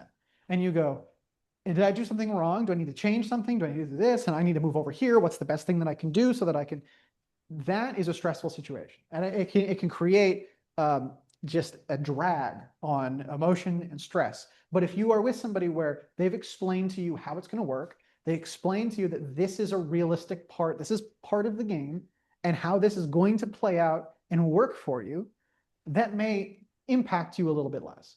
If you're good at the investments, that's great. Go ahead and do it. That's good. You can save a lot of money. But if it's just not something you're ready to be the expert on, that's okay. And that's something that a relationship is good for as well. Strategic planning. A lot of advisors and planners have seen a lot of different things. Our education consists on reading about a lot of different case studies, a lot of things that happen in professional, like retirement plans or business planning or estate planning, family planning, tax planning. Like there's a lot, not just of Roth IRA, this kind of investment, but also how does it go down when this sort of transaction happens? What are the things we need to look out for? There's a lot of strategic planning that can come in, and lots of long-term planning that can help us stay the course for a very long time and make sure that we get there in the right way. And then, of course, there's experience. So if you have a firm that has a lot of experience in the field, in seeing real world things, with you in just your individual life, you definitely may have seen your fair share of situations that you have to plan for and have to react to. But the other benefit about a firm that, whether they've been in business for a decent chunk of time or it's been like 40 or 50 or 150 years, is that all of those client experiences add to the knowledge that you can pull from for use on your own. Somebody might have gone through a very similar situation, and you can get a really good recommendation based on that. And that's just something that comes with working with a lot of people with a lot of different situations. And then, of course, the most valuable resource you have is your time. It's the one we can't get any backup. It's the one that when we spend it, it goes and it just completely disappears. There's nothing we can do to bring it back. So how much of your precious time do you want to spend on this? If you want to spend a ton, fantastic. You're a DIY type of person and you're going to save a bunch of money on fees. I mean, there's a lot of different ways. Here's sort of some of the averages. So a lot of advisors will charge a percentage assets under management fee. This is very normal, very standard. This is just kind of how things work out generally as an ongoing management fee. The thought is that you pay for the management of the assets, and then that collection of dollars also pays for the rest of the services that you're going to get. So instead of paying for each individual thing one at a time, you're just going to pay this percentage of your account, which hopefully either earnings will pay for or just kind of it's baked into the investment plan. And then all of the other services, you're not going to be whipping out your credit card to pay for them. It's common to see ranges generally from 0.75% to 1.5%. That's kind of like in the middle of it. There have been fees 2%, 2.5%, but that's pretty high. And then there's also fees that can get lower towards the 0.5 or 0.25, depending on just how much you have in assets at the firm. A lot of others will charge flat fees. So this is pretty common as well now too. These are pretty much the two ways that financial advisors and planners are compensated. So these are some median numbers that were collected from a survey back in 2019. So a comprehensive financial plan often costs about $2,400, but understand that depending on the complexity, that could be a $5,000, $6,000, $8,000, $10,000 plan. It just depends on what's being put into it. Retainer fees. So if you want to retain somebody for a year, generally that averages out for $5,700. And an hourly rate is averaged out at about $230 an hour. But it's not uncommon to see somebody charge 3 or 4 or 5 or anywhere in there, because it really just depends on credentials, experience, and just sort of what they've cultivated at that firm. So if you want to spend some time, great. Maybe consider a specialized professional to take a particular load off your plate.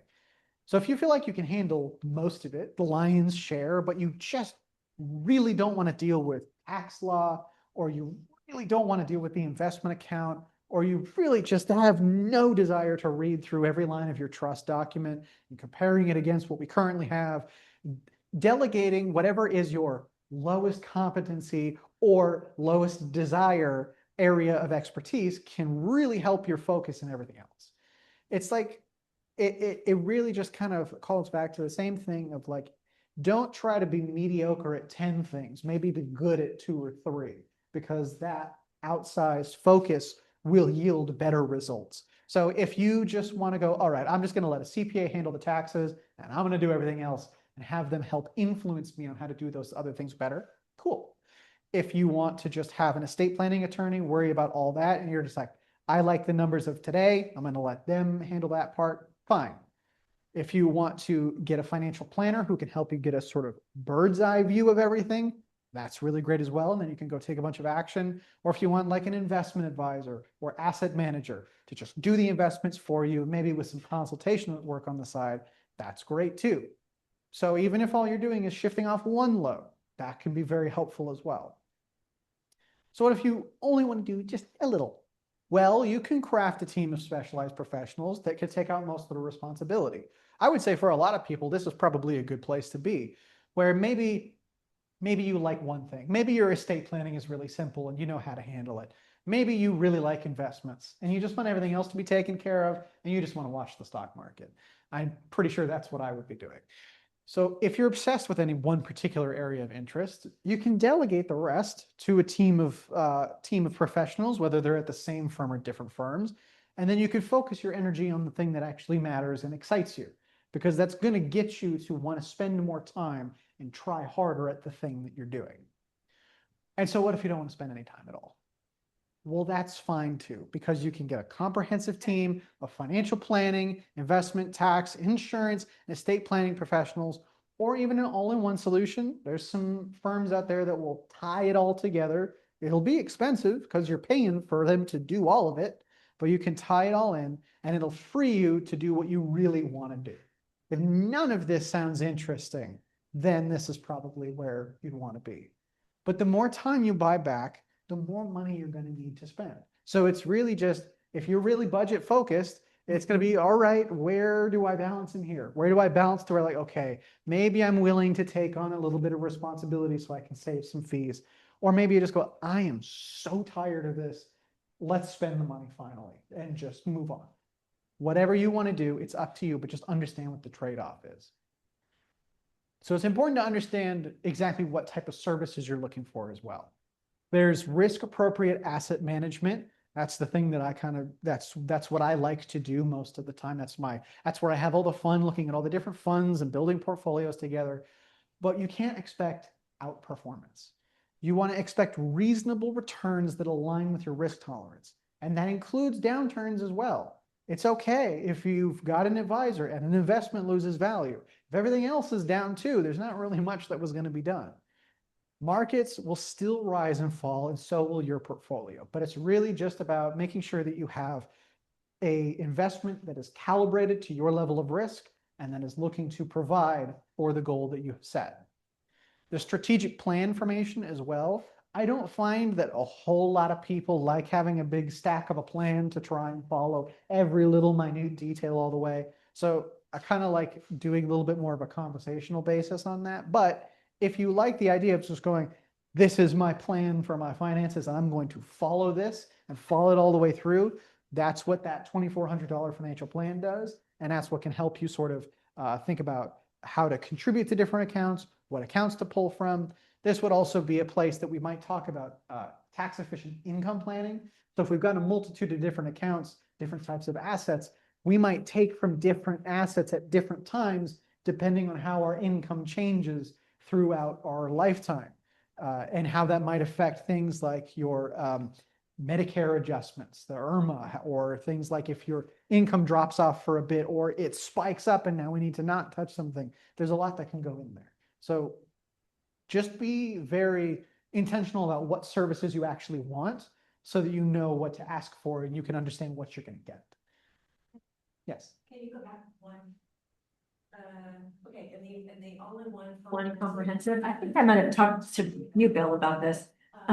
If you had, like I have an accountant who is in their mid-80s and will probably be retiring, although they don't want to, and probably should. But if you go to a financial planning firm, is there not some conflict of interest? If you refer someone to a tax accountant and they don't do a very good job, then that reflects badly on you.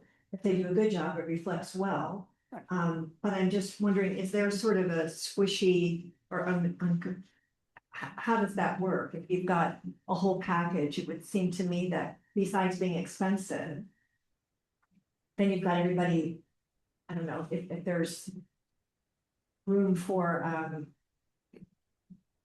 foul play, because you've got everybody turning it over to everybody in this, under the same roof. Right. Because if there's a hesitancy to refer to a accountant or CPA, how does one find somebody to do that?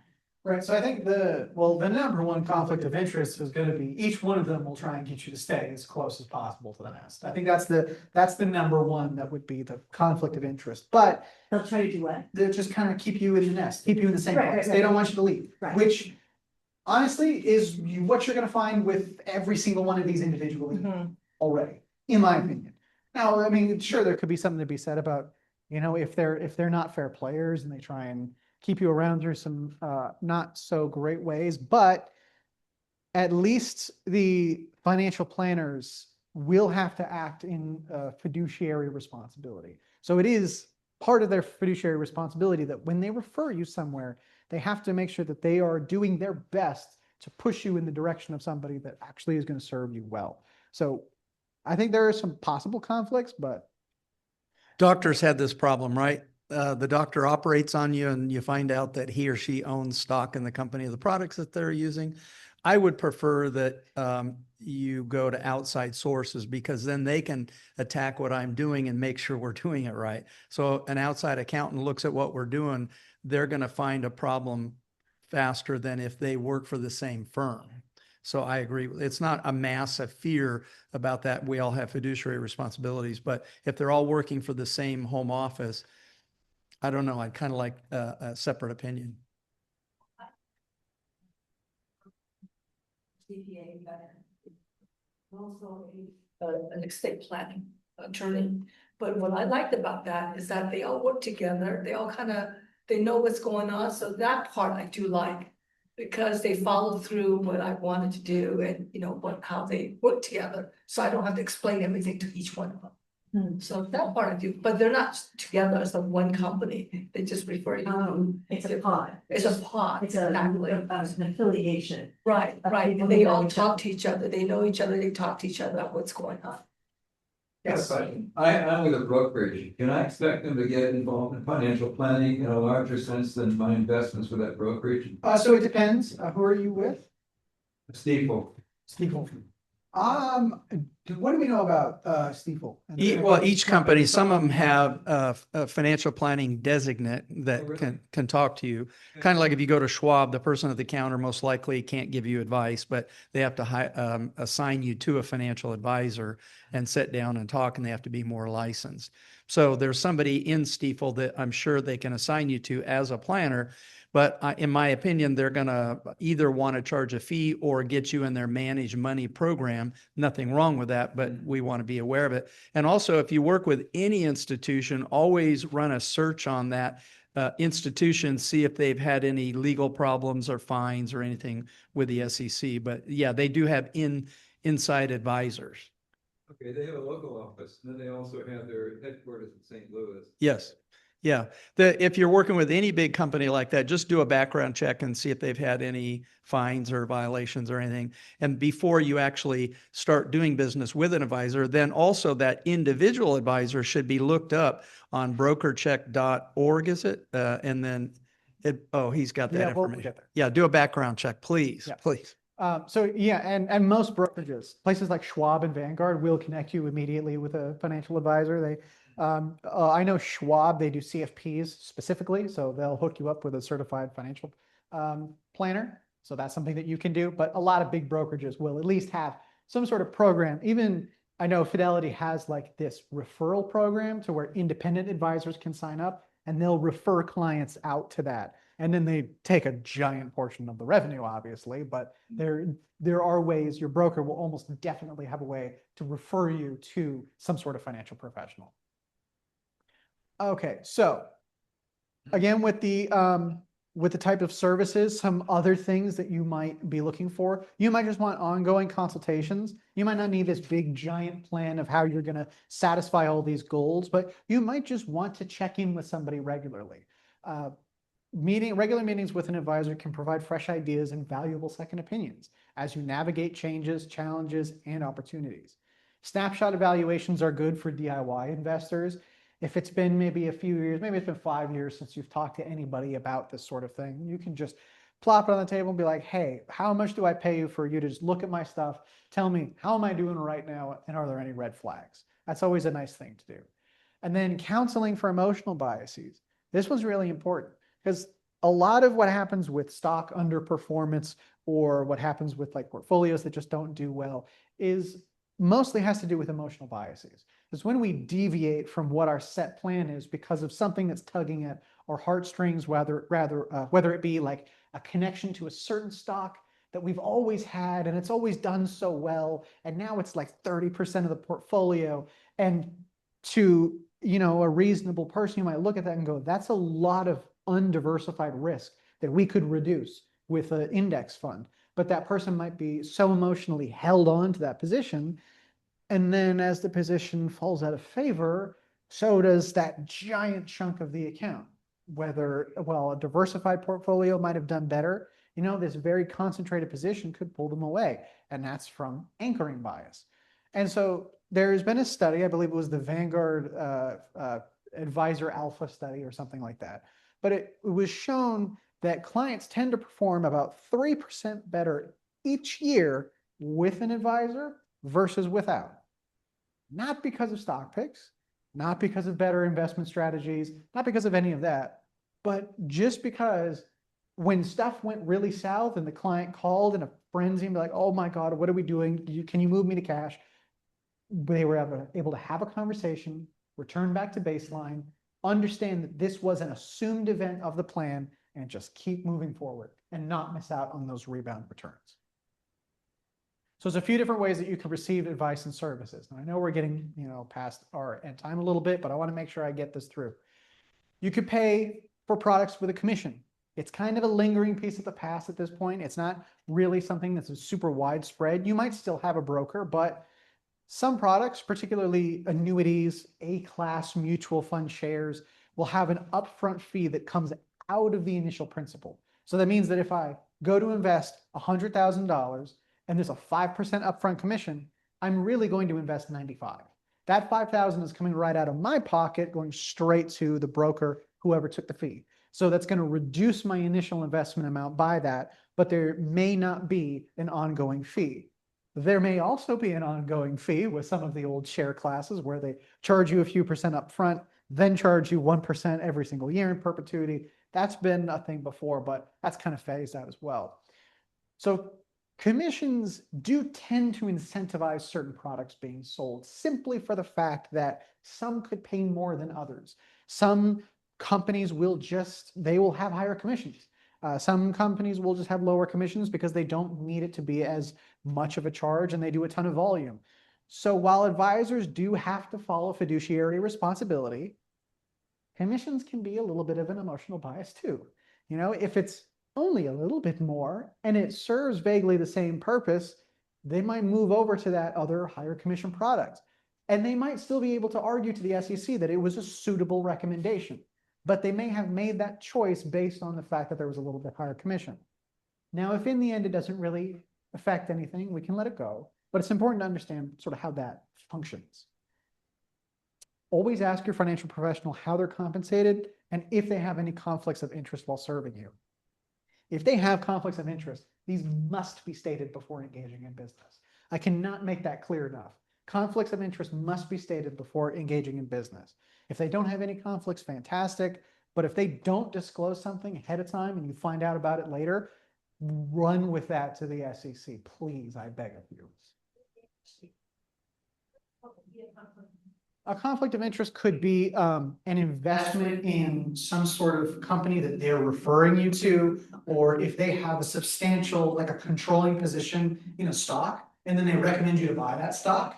Because if they have like over 5% ownership or whatever the number is, they have now a controlling position. So it's beneficial for them to get more people to buy their stock and increase the value. People do that will say yes. They're supposed to. The fire will rain down on them one day if they don't, but we know how it goes. So it's important to note that on the federal level, when it comes to like the SEC and whatnot, an agent of a broker dealer, so somebody who sells products on commissions, does not have an all-encompassing obligation to act in your best interest because they're not automatically considered a fiduciary. What they follow is suitability guidelines. So when they're selling you a product, whatever product it is you're looking for, they have an obligation to try and give you the best fit product. But they don't have a whole overarching fiduciary obligation to look at your entire situation and make sure that this fits. It's just that they provide you with a product that's mostly suitable for what you're asking for. So licensing can be kind of important. Some licenses automatically qualify a person as a fiduciary. For example, the Series 65 license, which is what allows us to give financial advice for a fee, that automatically qualifies us as a fiduciary because we must act in your best interest in order to use this license to practice business. Now, a Series 6 or 7 is the one that allows you to collect those commissions, and it doesn't necessarily make you a fiduciary. But if the broker is acting in the capacity that would be considered a fiduciary, they're technically supposed to. So it's just important to really understand what is the service you're getting, like what are their responsibilities to you, and check with them and see if they are a fiduciary. For instance, if they compliment Charles Schwab, they have their own broker, Yeah. financial planner. Wouldn't they have more of a conflict of interest if they want to sell with Charles Schwab? Yeah, so that'll be something that they have to disclose to you. They have to let you know that they're going to bias over their own products. But thankfully, for the most part, what Schwab does is because they make so much money with the products themselves and having this big giant broker dealer, it's not really in their best interest to act against your best interest because of their sort of volume and how much they're able to work with. They don't really charge big commissions on trades. They actually charge some really small commissions. They have financial professionals that when you hire them, they have to act as a fiduciary. So if the Schwab product is not the right one, they have an obligation to recommend something else. I think Vanguard would be fine, Schwab would be fine, Fidelity would be fine, but oh yeah, Schwab may recommend Vanguard if it's a product that makes more sense, but that would be the CFP that they referred you to. Their own brokers, I don't know about that one. Yes. We run into a conflict of interest. If you go to like a Fidelity and they want to manage your money, they give you a discount and it's a lower fee because they're going to use their funds. And so that's a conflict that they have to disclose up front. One of the other conflicts is Schwab. If a mutual fund wants to have their mutual fund on their products list, then they have to pay a part of the management fee to Schwab. That's why you won't find Vanguard funds on Schwab's list of products unless you pay an extra fee, right, to buy a mutual fund. Because Vanguard has to pay Schwab to be there on all those things. But an ETF, they get the spread, right? So be careful if you have a lot of old legacy names in a brokerage account, or somebody says, hey, buy all these mutual funds with high fees. It's possible that their broker dealer's getting part of the mutual fund fee. Yeah.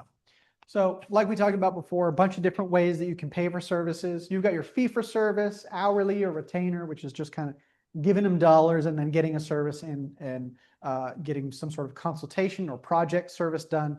One-time plans, like a good, just sort of basic financial plan, can be helpful.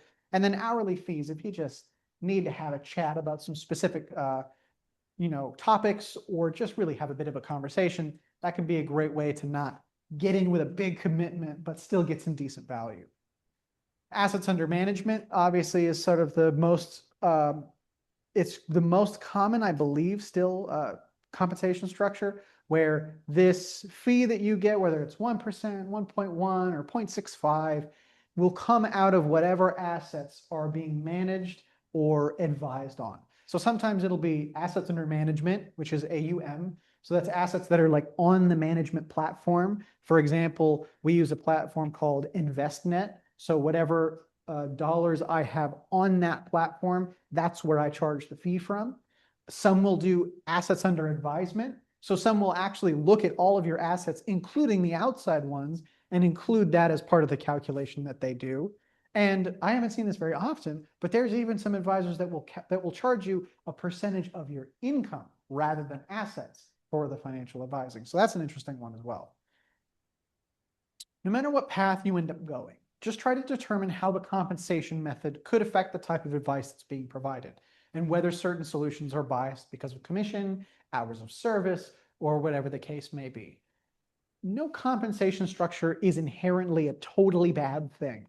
How the professional behaves is way more important than any of that. You could have somebody charging commissions for all of their products and giving you a better plan than an AUM planner ever could. But it's way more about how they actually structure things for you rather than how they're compensated. So be willing to pay those that you know you can trust, but be wary of those that you place your trust in. Finance is super complicated. There's a lot of stuff going on in this industry. And just like any other profession, we have our share of bad actors in the space, ranging from people who just are pressuring you with high pressure sales tactics, trying to get you to sign a document as fast as possible, or just straight up scammers. Bernie Madoff, anybody? You know, it's just, there's a lot of ranging things that can happen out there, a lot of different things. So when we're selecting a financial professional, it's really important to feel confident in your choice so you can work together on a successful strategy.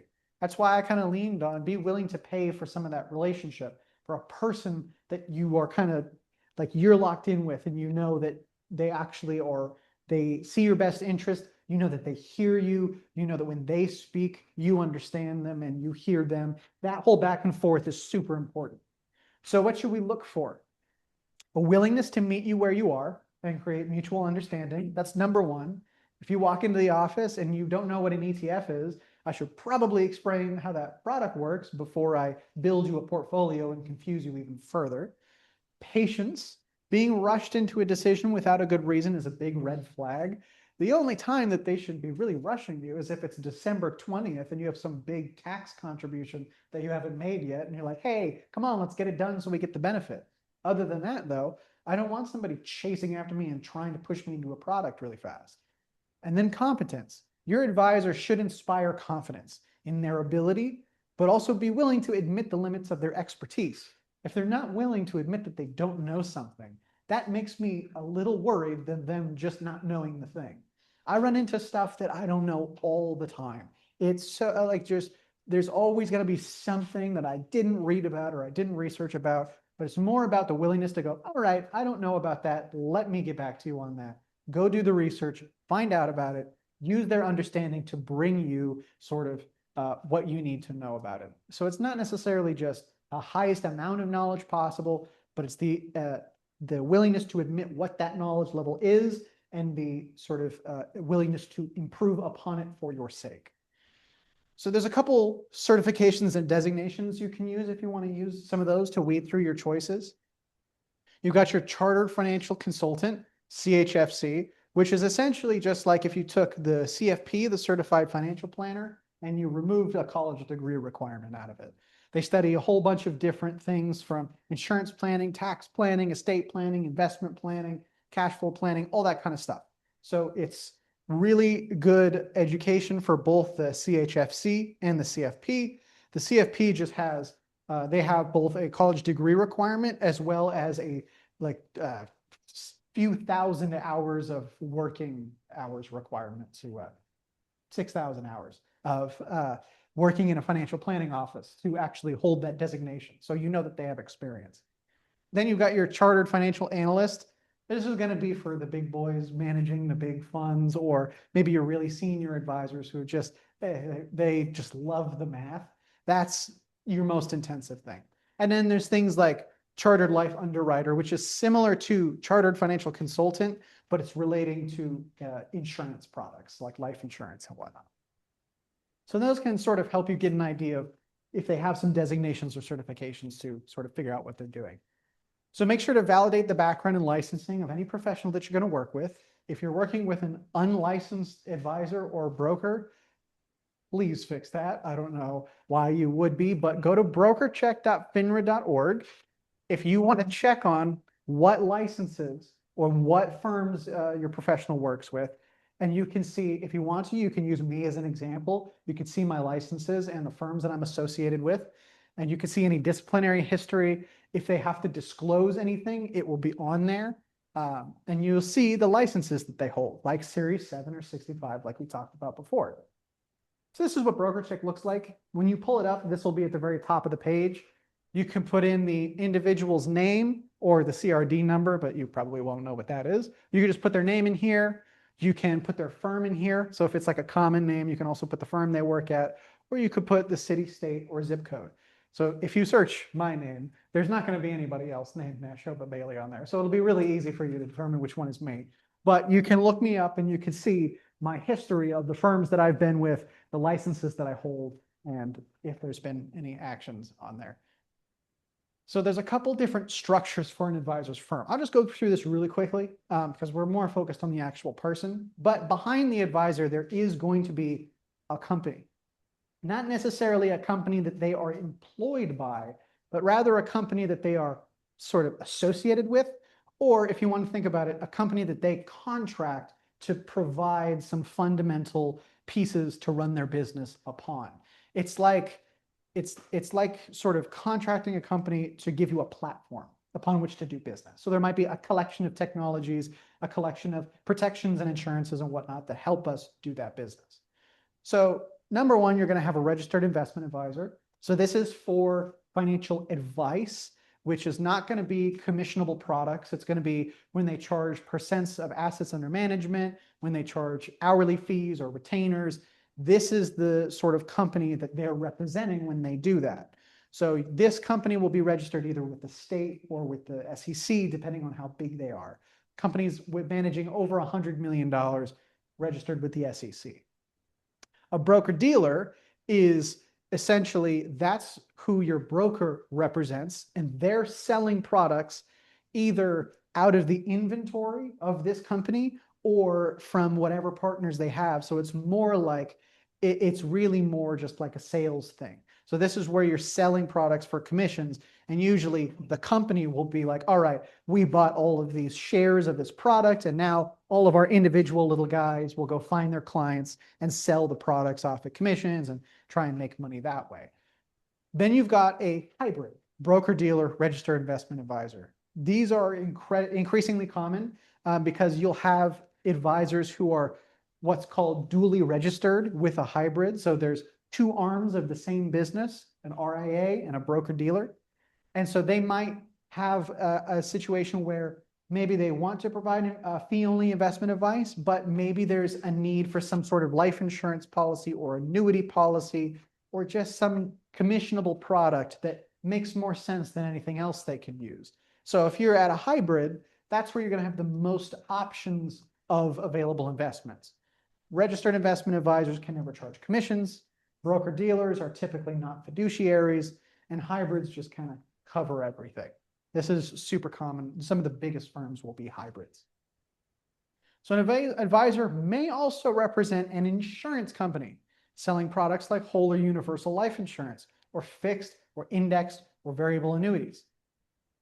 Generally, the fees on these types of products kind of outweigh their benefits because you're paying for the convenience of it all getting wrapped up into one nice product. It's okay to do that, but you just have to understand sort of what you're paying for and if you might be able to do it on your own. So high net worth individuals tend to benefit more from things like this because it's like additional tax deferral of earnings or being able to take loans against balances and all sorts of stuff like that. But for the mass affluent, they don't tend to be super helpful. Pure insurance products can be sold without a license. So think fixed or indexed annuities, life insurance, things like that. You don't need a securities license, which means that they don't have to be a fiduciary or follow suitability standards. But as soon as you start hearing the word variable in the product name, that becomes a security because there's actual investments going on inside. And so that person needs to have a license. Each structure and arrangement has its place.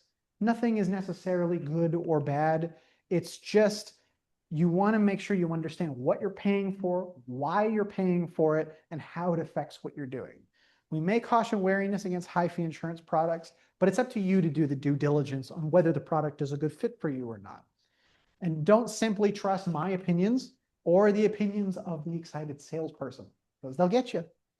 Most important thing is knowing that your professional is genuinely acting in your best interest, no matter how they're getting paid. I don't care if it's commission or AUM or hourly, just as long as we know that what they're doing is actually serving your best interest. Use your common sense to sniff out the red flags and get a second opinion if you're still uncertain. If you get an opinion from a professional and you, I don't know if that sounded right, walk on over to the next office and see what they think about it. Be willing to pay that fee one more time to get that second opinion. And if they go, no, they had it right, you go, all right, okay, that was just my skepticism and it's the right move. And then you move with confidence. I don't ever want shaky confidence when you feel good about the thing that you're trying to move forward with. So there's a handful of, oh, okay, we already talked about these industry designations. CFP has all of these different responsibilities and duties that they have to do. If you want to, you can go to cfp.net and you can read all about that stuff. We talked about chart of financial analyst, things you want to avoid. Let's just get through these things you want to avoid. Unlicensed activity, make sure they've got a license for whatever they're doing, whether it's insurance or securities. Don't touch unregistered securities for the most part. Keep your assets in liquid and transparent investments. We want things that we can get our liquidity out of, that we can make sure that we're actually having decent investment returns. Things like penny stocks and crypto coins and limited partnerships are just really difficult to get to the right thing. Because if we're talking about things like penny stocks, there's so many of these. And there's such small companies that it's really, really hard to pick a company that early that's going to perform anything like something that's already made it to an index. If one thing about penny stocks is as soon as they hit $1, they get a nice little bump because they make it onto the NASDAQ. And then eventually, when they make it onto an index, they get an even bigger bump because all these index funds start investing in them. But everything below all of that, there's none of these like giant inflows from institutions coming in for the most part. So it's just the risk on these is so high while the expected return is relatively low. So stay with things that make sense, stay with diversified investments, stay with liquid investments that you can turn to cash quickly. Stay away from unsuitable recommendations.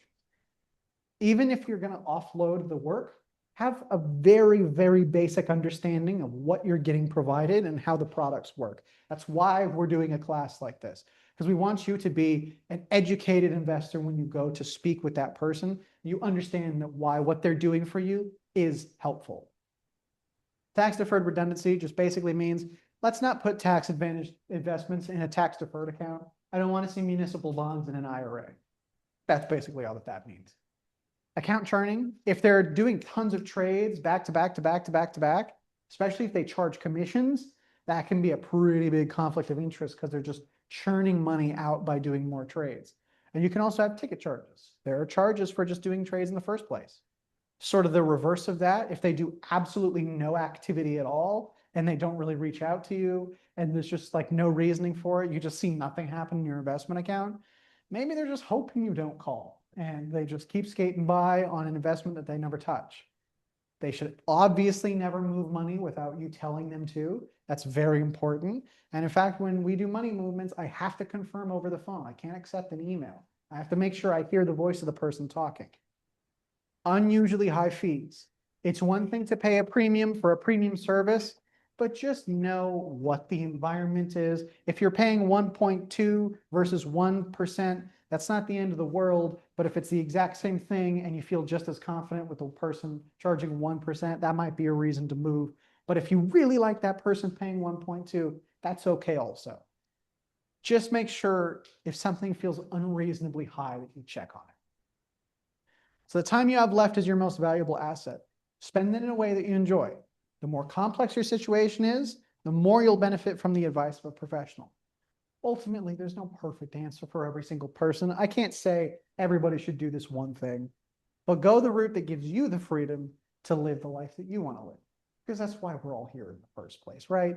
It's not just about seeing the dollar value go up. It's about actually enjoying the time that you have left.